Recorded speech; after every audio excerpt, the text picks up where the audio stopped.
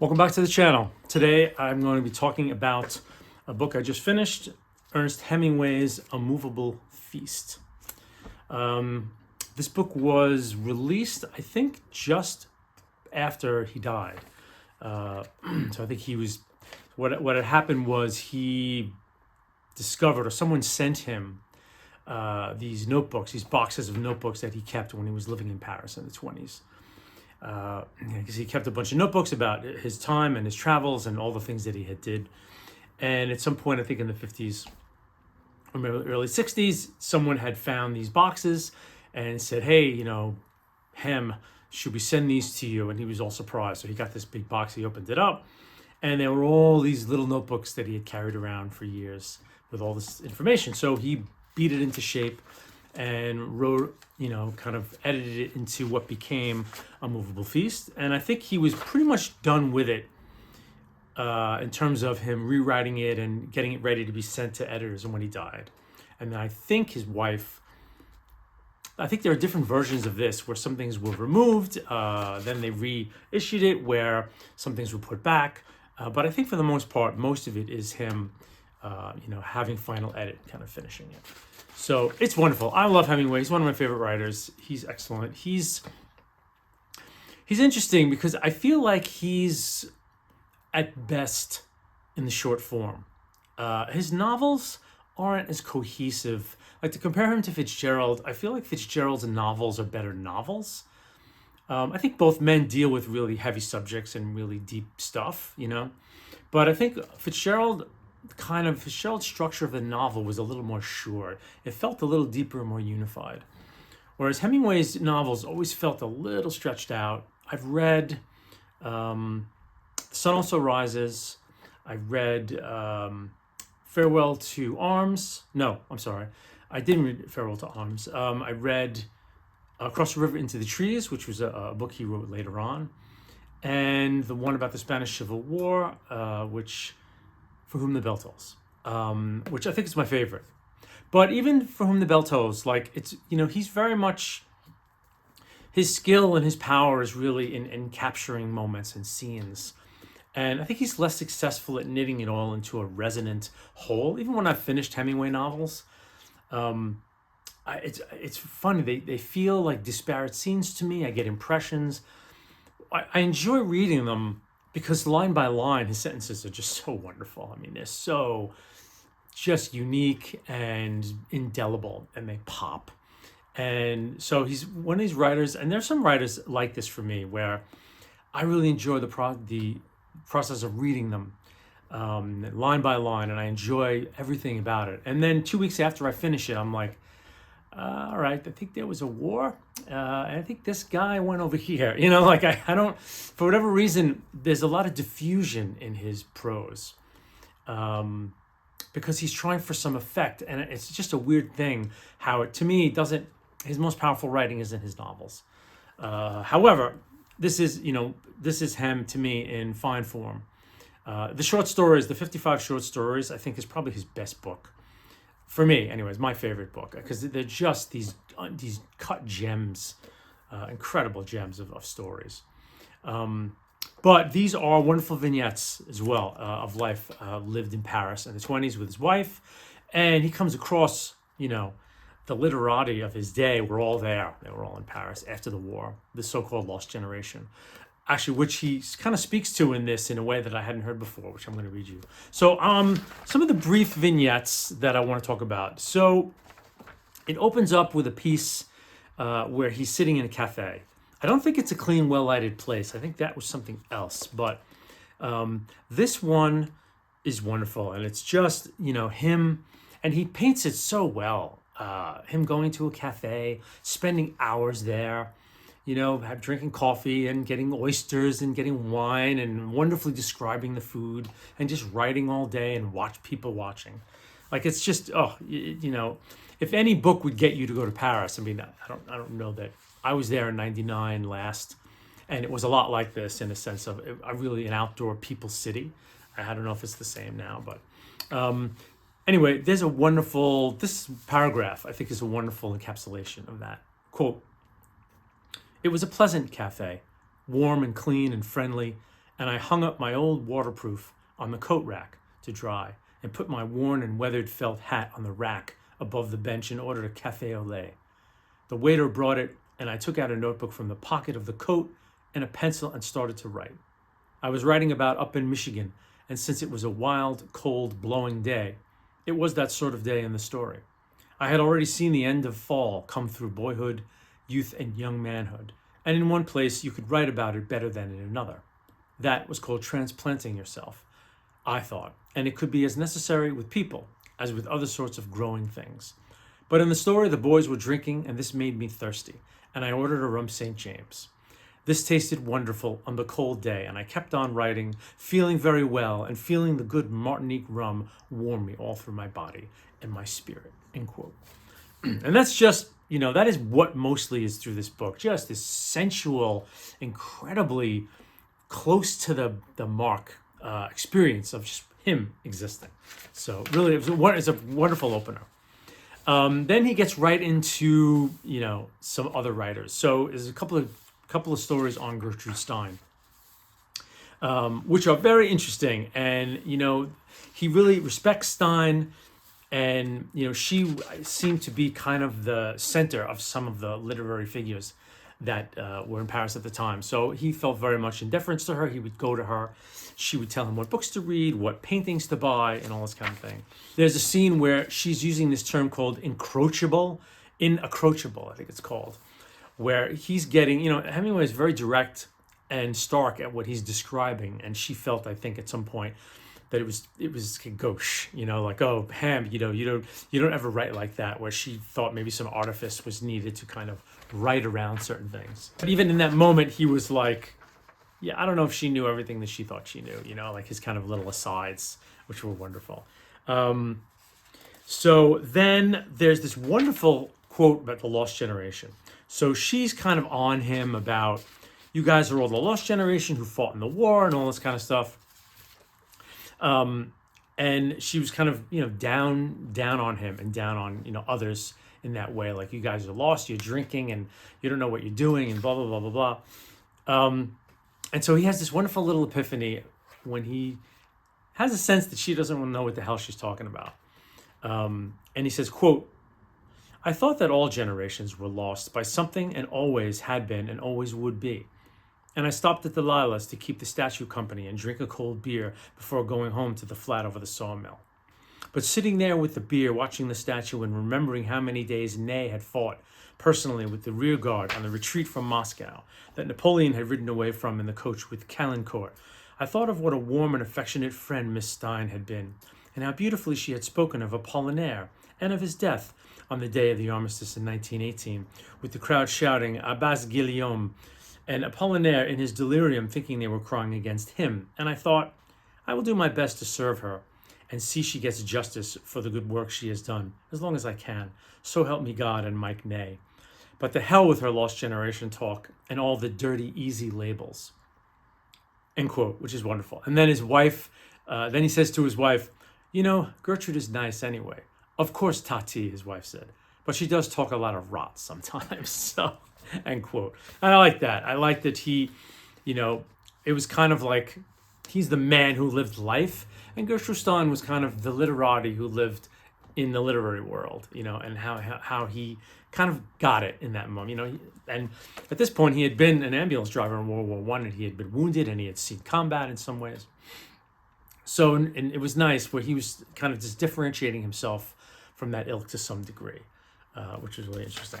So that was great. Then he talks about Shakespeare and Company, the bookstore on the left bank, which I went to when I was there visiting in '99, and it was still there. And it was wonderful to, it hadn't been modernized or exploited. It wasn't like the famous Shakespeare and Company, I don't think yet. It probably is now. But you still walked in and there were used books piled everywhere. There was an English section. And it was just like a classic used bookstore that didn't look like it was frequented that much. What charm it had. And he talks about, it's so funny because, books were expensive. Back when he was living in Paris in the 20s, I guess back in the day, books are so cheap now. They're so ephemeral, they're everywhere. And back in the day, he would peruse the book stalls on the Seine, which were there when I visited in '99. Still, all these wonderful bookstores. But the Shakespeare and Company was kind of a lending library for the expatriates, and so he would go in there and take a bunch of books out, and Sylvie would say, you're on account, Hem, I understand, and it was kind of like she was a lending library. Like, how wonderful to just like, we're all friends and we're all literary, and if you have money, give it to me. If you don't, it's fine. What's more important is that you get to read these things. Yeah, and so the next couple of chapters, the next couple of pieces are about just being poor in Paris, but him realizing how wonderfully direct and immediate they were living, him and his wife and his young son, where they didn't have much, but it was a strange thing because they could afford to eat well and drink well. Nowadays, like, I think if you went out in Paris the way he went out in Paris in the 20s, you'd go broke, but when he lived there, you could be poor, and you could afford an apartment in Paris and be poor, and go and eat and drink all night and go to cafes and not spend a lot of money. Like, things were cheap in comparison. It was odd to read it now in 2021 where nothing's cheap, 2025, sorry. Nothing's cheap anywhere, like if you have to go to like Guatemala or a real third world country, I think, to have your dollar stretch and be able to like live in a way that he lived here on the cheap like that. So it was amazing to be able to live that way in Paris and to buy paintings. So it's just a wonderful thing. And the simplicity of living when you're young and you don't have a lot of money. I mean, I remember when I moved to New York City in 1995. I was a young man in my 20s, and I had some bullshit day job making my $55,000 a year, $60 a year maybe, which is amazing how much it seemed when I look back, and how like you probably make less now as an entry level. Bizarre. But I just remember, like, I had plenty of money. I had my own apartment. I went to plays. I went to concerts. I went out to dinner. I had plenty to eat and drink. It was like, and it was such a wonderful, immediate life. It's, I guess, part of, as I'm getting older, I'm recognizing some of the excitement of looking back on youth. You don't recognize it at the time. I mean, I wonder if he rewrote some of these to kind of genuflect as a 50-something-year-old man about what it was really like to be poor. Because I remember in my 20s, like I wasn't walking around like, yes, I'm living a direct and simple life in my 20s in New York City. Isn't this wonderful? I was just kind of doing my thing. And I didn't have this overarching thing. So I just wonder, in all the notes that he made, that he threw in a little bit of wisdom and a little knowledge here as a reflection. They're written from a point of view that kind of makes you think that he's kind of transcribing when he was there, that he wrote this when he was there. But I do feel, the more I read it, that he's kind of throwing some curveballs in from when he's an older man, wanting to reflect of like, God, it was wonderful to be poor and in love, in Paris. But it's just wonderful. He creates a wonderful thing. I don't think it was this precious when he was living it, but it's wonderful to read now. So yeah, here's a quote kind of from this moment, or this feeling that he has. Quote, I knew how severe I had been and how bad things had been. The one who is doing his work and getting satisfaction from it is not the one the poverty bothers.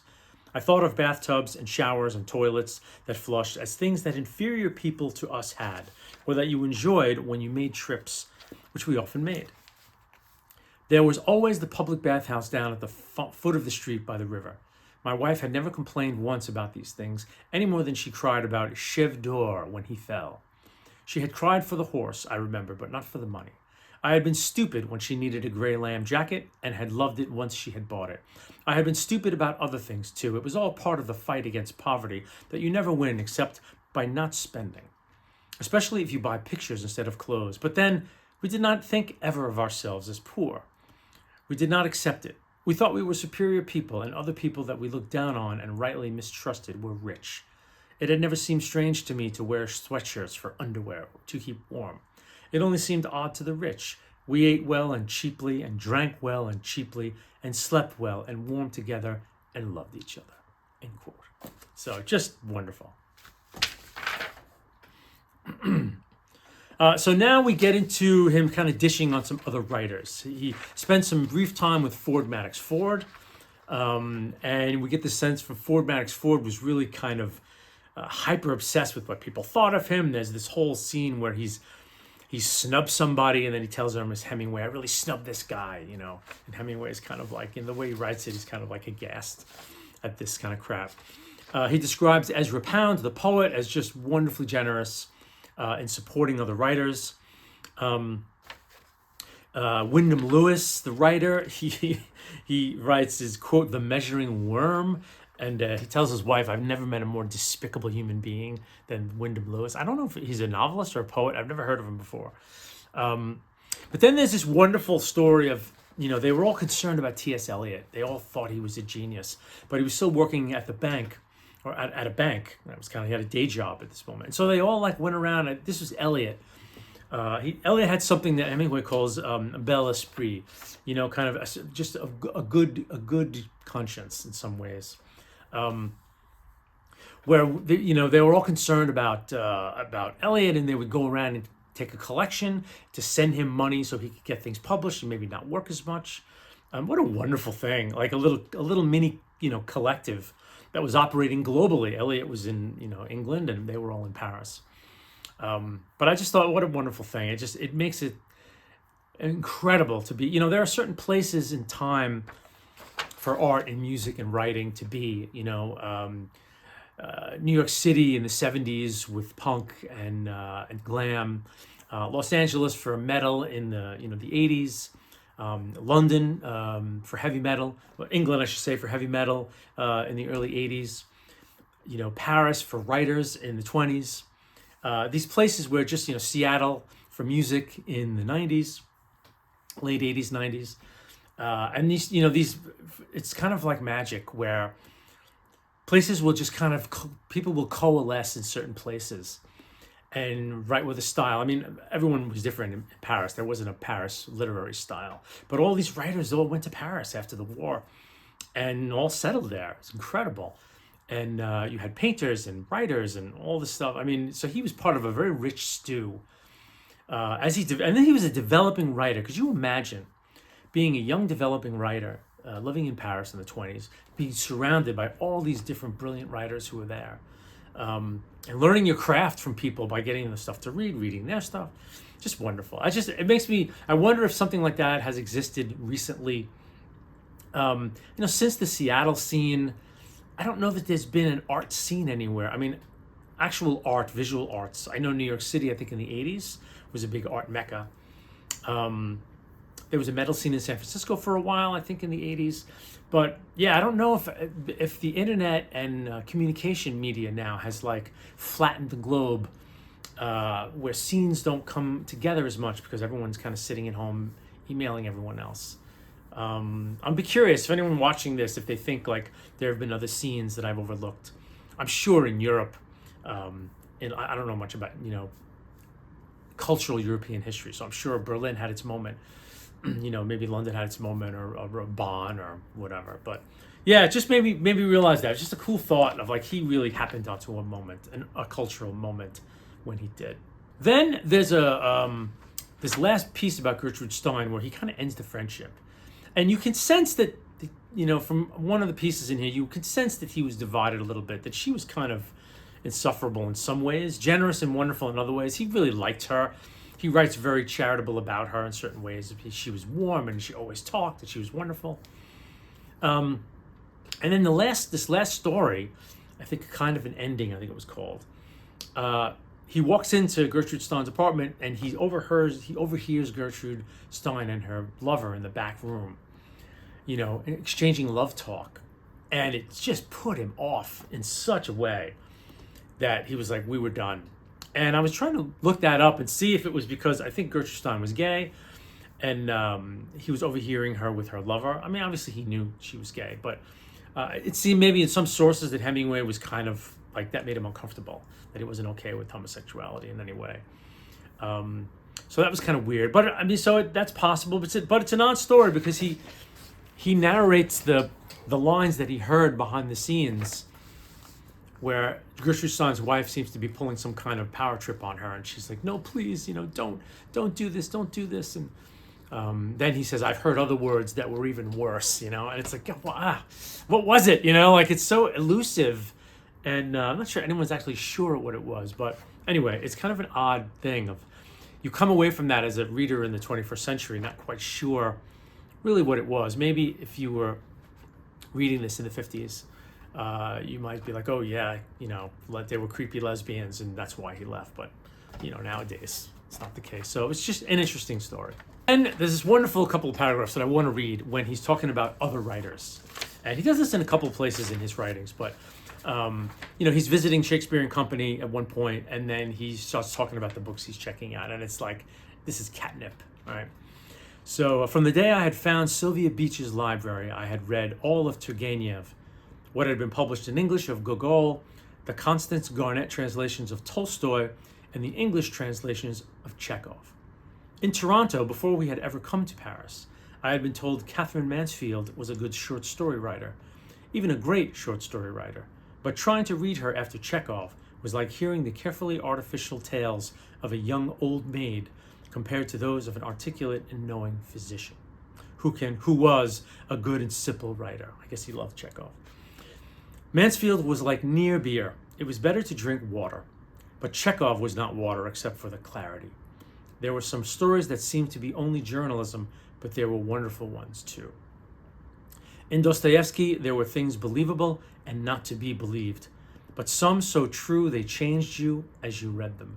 Frailty and madness, wickedness and saintliness, and the insanity of gambling were there to know as you knew the landscape and the roads in Turgenev, and the movement of troops, the terrain and the officers and the men of the fighting in Tolstoy.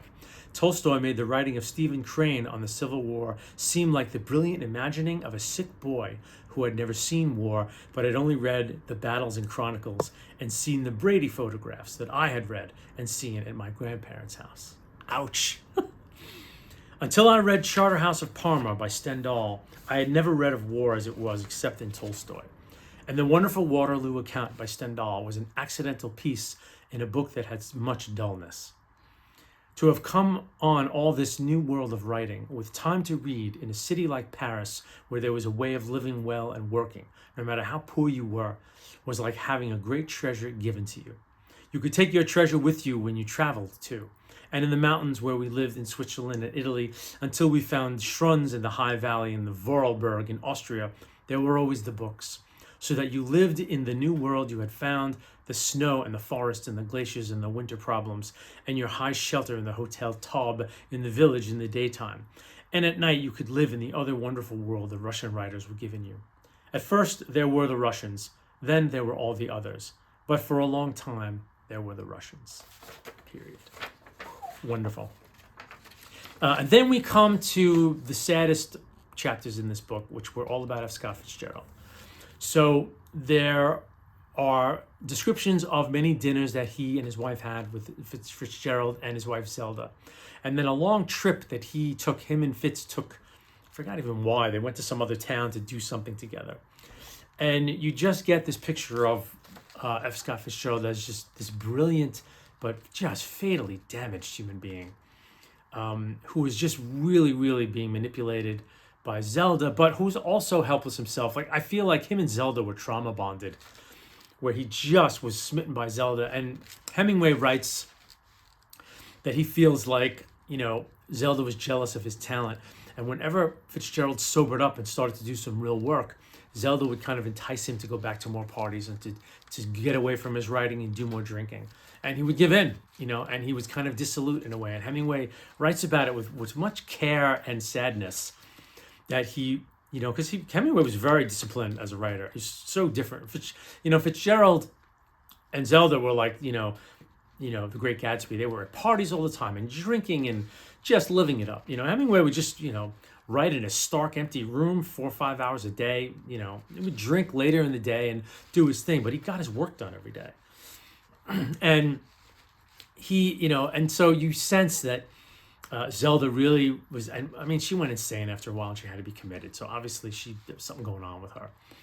But for Cheryl, he couldn't drag himself away, and he couldn't leave Zelda, and he couldn't walk away. He was just tragically connected to her, and was so dissolute, and was quite a hypochondriac. The whole thing with Hemingway, when they went on this trip, he got wet, and he was afraid he had tuberculosis or blood fever, and Hemingway kind of nursemaided him, and you can hear in the prose Hemingway was just so tired of him. I'm just like, and he comes back, he tells his wife, it was like, thank God I'm home. He was just, it was such, but you just really felt for Fitzgerald, and your heart went out to him and just was doomed. I think he died in his 30s, maybe even younger, I don't remember. But yeah, so there's some tragic pieces of that book. But anyway, that's most of what I have to say about A Movable Feast. It's a beautiful book, and it's, I think, just a centerpiece in Hemingway's life and his world. I think it's so much good writing in here, and again, that joie de vivre of a young man working on his craft, living in Paris on a shoestring, just wonderful. But yeah, as I've read it over again, this time, definitely writing from a later perspective. There's no doubt. But it's what makes it fascinating is the immediacy of the writing, and yet it's suffused with an older man's recognition of things too. So wonderful. So anyway, hope you enjoyed it. Thanks for watching.